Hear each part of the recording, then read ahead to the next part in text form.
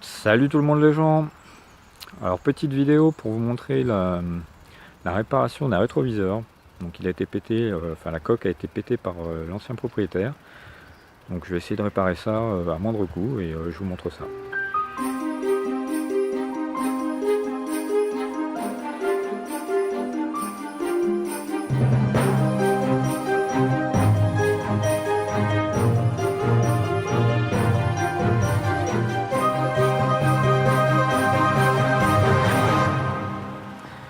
Voilà, donc ça c'est l'état du rétroviseur avant la réparation.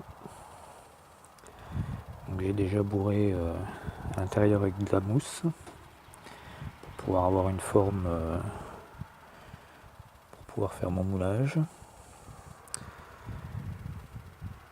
C'est un rétroviseur qui a été cassé. On va essayer de réparer ça. Alors pour faire la réparation, on va utiliser de l'acétone et cette pièce en plastique, donc il faut absolument que ce soit de l'ABS. Alors c'est pas compliqué pour savoir si c'est de l'ABS, vous prenez un peu d'acétone, vous le mettez dessus, et si, vous voyez là j'en ai fait un essai, si ça a légèrement fondu, c'est que c'est de l'ABS. Donc j'ai coupé, ça c'était un ancien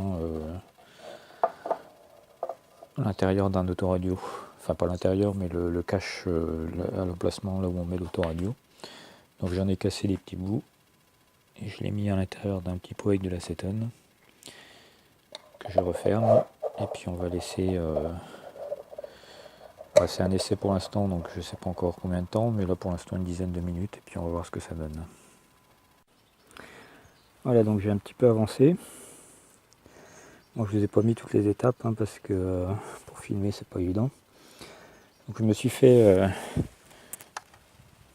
des petites pièces de plastique en fait, que j'ai fait dans les formes que j'avais besoin, et je les ai collées donc avec le mélange obtenu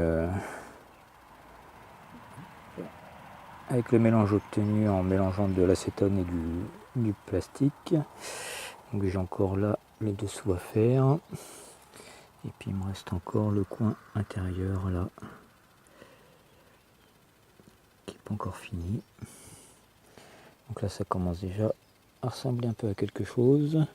Donc après de toute façon je vais finir toute la structure, je repasserai une couche de mélange de mon plastique sur toute la surface du rétro en faisant quelque chose de plus lisse. Je pense que je reponcerai un petit peu à la fin, et puis sûrement après un petit coup de bombe de peinture noire. Bon, pour l'instant c'est encore assez irrégulier, mais je pense qu'à la fin ce sera assez lisse. Je cherche pas non plus un rendu nickel, mais bon ça me fait un peu chier de changer un rétro. Il y en a pour au moins 160 €, parce que c'est un rétro avec double commande, donc miroir du haut, miroir du bas commandé et des givrants. Donc j'ai regardé, il me semble qu'il y en a pour plus de 150 € du rétro. Et donc comme le rétro fonctionne parfaitement, ça m'emmerde un peu juste pour un petit défaut esthétique. Donc voilà, je vous retrouve un peu plus tard pour voir l'avancement des travaux. Alors je reviens vite fait sur mon mélange. Donc on est au jour 2 aujourd'hui. J'ai fait l'application du produit hier. Et en fait la première fois j'avais fait des gros morceaux que j'avais mis dans mon acétone. Mais avec des gros morceaux ça prend vraiment beaucoup trop de temps. Donc du coup je suis passé sur une granulométrie beaucoup plus fine.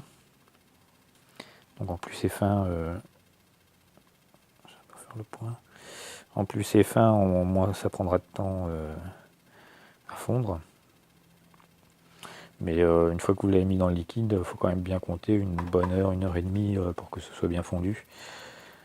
Après la quantité, c'est en fonction de ce que vous voulez obtenir. Si vous voulez une pâte un peu liquide pour pouvoir l'appliquer et que ça coule, là pour le collage de mes pièces, c'est ce que j'ai fait, un peu liquide. Donc vous en mettez pas trop, et si vous voulez quelque chose de plus pâteux, vous pouvez en mettre plus. Après c'est à vous de doser en fonction de ce que vous voulez. Voilà, alors je vous reprends. Donc là on est le lendemain. Donc vous voyez, j'ai fini toute la structure de mon rétro. J'ai bouché tous les trous, même là à l'intérieur. Donc ça a bien ça a séché toute la nuit. Vous voyez, si j'appuie, c'est dur. Même ici, où là il n'y a vraiment que du mélange plastique et acétone. Là j'ai fait des petites plaques parce que le trou était vraiment très très gros. Donc j'ai fait des petites plaques dans ma plaque de plastique que j'ai collée tout autour. Et vous voyez là, là j'appuie, il n'y a pas de souci, ça bouge pas. Donc j'ai encore ici à refaire un peu la forme pour faire que ce soit dans l'alignement. Je pense que je vais repasser un petit coup de plastique là partout sur toute la surface. Je vais le laisser encore comme ça. Là il y a plein de petits picots, il y a plein de petits ergots comme ça permettra de bien adhérer dessus. Et puis je vais refaire un truc un peu plus lisse. Là je vais refaire une pâte un peu plus épaisse pour pouvoir bien lisser. Et puis à la fin je pense que je mettrai un petit coup de ponçage. Et puis peut-être un coup de peinture. Voilà, donc j'ai bien rechargé bien partout. J'ai remis une couche bien épaisse partout. J'ai reconstitué ici ma forme pour aller dans le prolongement d'ici. Donc maintenant je vais laisser sécher pendant je pense au moins 2 jours. Donc là on est vendredi, donc je vais laisser tout le week-end. Et puis lundi je vais donc refaire ma forme ici bien plus nette quand le plastique sera bien dur. Et puis je vais bien reponcer toute la surface partout pour bien lisser tout ça. Mais bon, comparé à ce que c'était, ça a quand même plus rien à voir.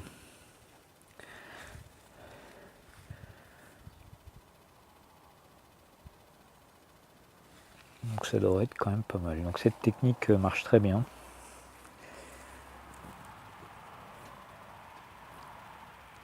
On pourrait l'utiliser pour les pare-chocs, par exemple, des plastiques, des choses comme ça.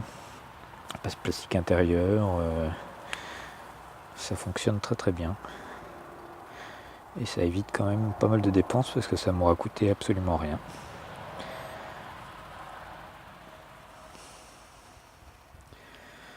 Donc je ferai le ponçage lundi et puis je vous montre.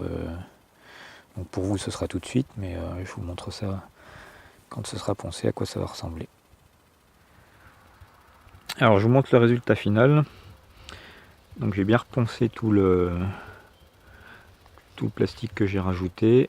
J'ai remis un petit coup de peinture vite fait. C'est pas parfait, il y a quelques petites aspérités dans le plastique. J'aurais pu mettre un petit coup d'enduit de rebouchage et puis remettre un coup de peinture, mais bon, moi ça me va bien, ça suffit largement.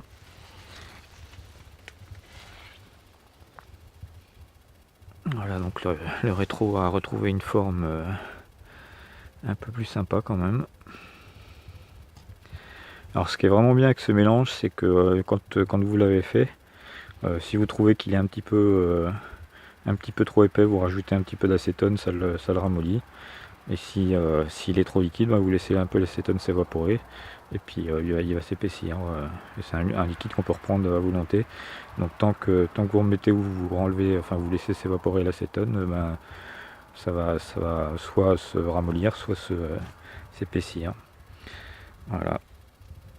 Donc ça évite de changer quand même le rétro qui coûte plus de 150 €. Et puis moi c'est reparti pour un tour, ça me convient bien, c'est quand même beaucoup plus joli qu'avant et puis et ça évite quand même pas mal de frais. Voilà, donc je vais vous laisser là-dessus et puis à bientôt dans de prochaines vidéos. Salut!